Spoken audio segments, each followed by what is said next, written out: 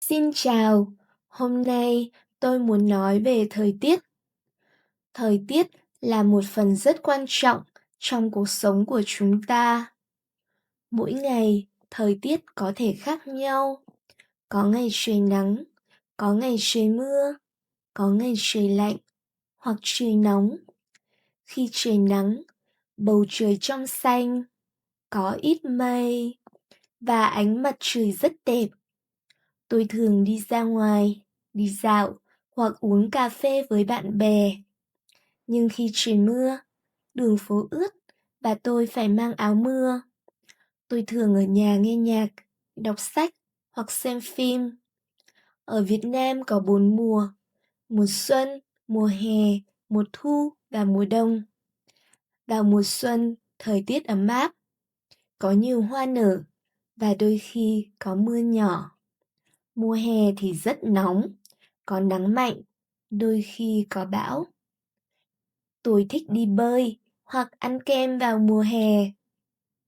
Mùa thu là mùa tôi yêu thích nhất vì trời mát, có gió nhẹ, có mây trắng và không quá nóng, cũng không quá lạnh. Còn mùa đông thì trời lạnh, có khi có sương mù và ở một số nơi như miền Bắc có tuyết rơi. Tôi phải mặc áo ấm, đội mũ và choàng khăn khi ra ngoài. Thời tiết ảnh hưởng đến tâm trạng và hoạt động của con người.